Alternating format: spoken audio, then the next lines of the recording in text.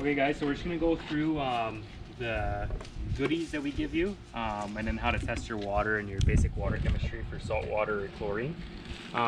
So this is obviously used here. Yours will look newer, hopefully. We're not going to give you used stuff, but your basic goodies, you're going to get a skimmer net, a brush, you're going to get your vacuum kit, so a hose, an adapter plate, a head, and a vacuum pole, and then some test strips. So that's basically your basic goodies. The one thing in here that a lot of people don't use is the brush. So if you've got, well, obviously you have a liner pool. If you have white stairs, white trim, even the gray stuff, use this brush, you know, at least every 2 weeks to wipe the water line around your pool. So you'll see the pollen builds up around the water level on your liner and your staircase. So just go around, it takes 10 minutes, brush the water line. The reason you want to do that is because your liner will stain, you will get a water line stain. So to avoid that, you want to use this pool brush. Once your liner's stained, it's stained forever. It's really, really hard to get off because you can't use chemicals on the liner, okay? If you really want to be good about it, every time you're swimming in the pool, well, every time, once a week when you're swimming in the pool, have a sponge on hand or buy like a little pool sponge. And just go around, just quickly wipe the water line. Get all the pollen and the iron and everything off the liner. That's a good thing. On the staircases, you can use chemicals like soap or Vim or anything like that. Just nothing too crazy that's going to throw off the balance of your pool. Okay. Your vacuum kit, another good thing with the brush is the vacuum. If you watch the vacuum video, it's not a really fast vacuum like the vacuum inside your house. It's underwater, so it's a lot slower.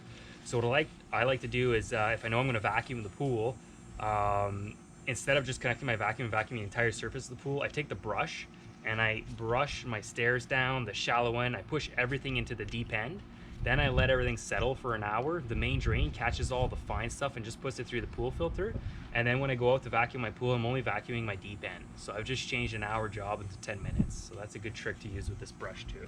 Okay, this is obviously just to catch stuff on the surface that your skimmer didn't catch. Now I'm going to show you these test strips here.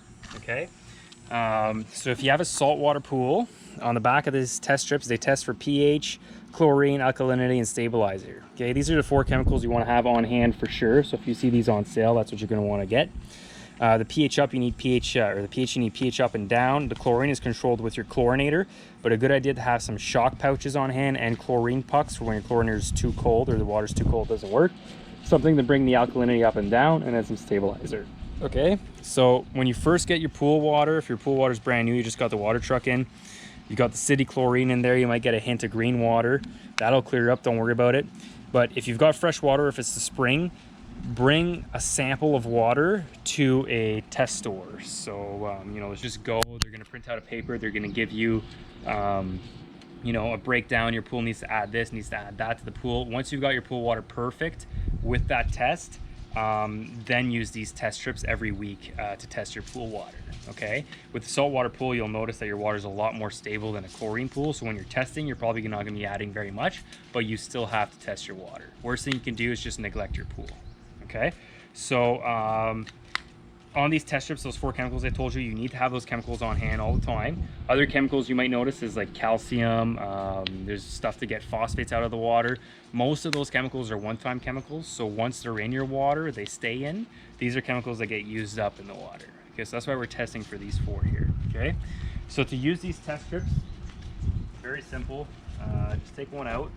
Okay, you're going to dip this down in the water and make sure you don't just grab the surface water. Go down deep enough. You're going to count to 15 seconds and then you're going to compare your colors on the chart here. Okay, so I'm going to go ahead and do that.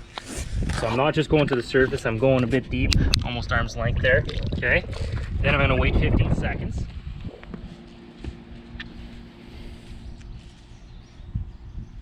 Okay, so we're close to 15 seconds here. So first thing I'm checking here is the pH. So I'm comparing my colors. So see here where it says okay, high, so I want to be within the okay range. Okay, so in this pool here, our customer's not very good. They've got high pH. Okay, so they have to add what's called pH down to this pool to bring it back to the okay range. When you add chemicals, you're adding the chemical, you're waiting 24 hours, and you're coming to check. Okay, also here the chlorine in this pool very low. Okay, so we want to be more pool okay. Well, we're getting there close, but you want to be between a 1 and a 3 there for your pool. Okay, so to add chlorine in the pool, remember you can adjust your salt cell or just throw some pouch of chlorine in there or whatnot. The alkalinity is not too bad. I'd say, you know, roughly maybe a little high, 120. So, you know, you bring something to get that down. And then your stabilizer here, they're a little low, so they might want to add a bottle of stabilizer in as well. Okay. The one thing that's super important is the pH. Okay. The pH, if it's off, is very hard to notice. You can't feel it, you can't smell it, you can't see it.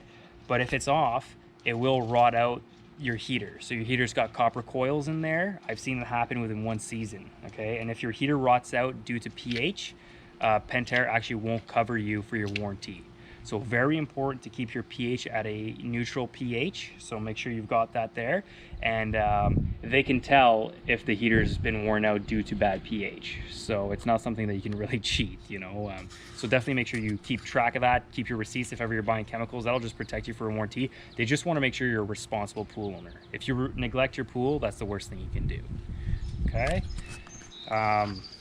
That's pretty much it for the rest of the stuff. I mean, basic things, if you don't already know, some people get confused. Those are the jets in the pool. So these are in stairs right here. So that's what we call a step jet.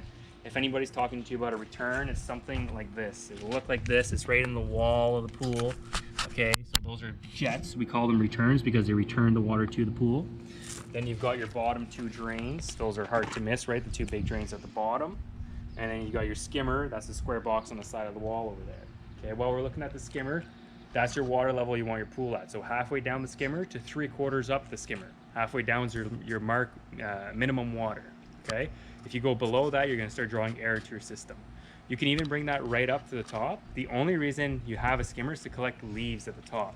So as long as a leaf can flow in there without hitting the wall, that's your proper height for your pool. Okay. Yeah, I think we've covered everything there, guys.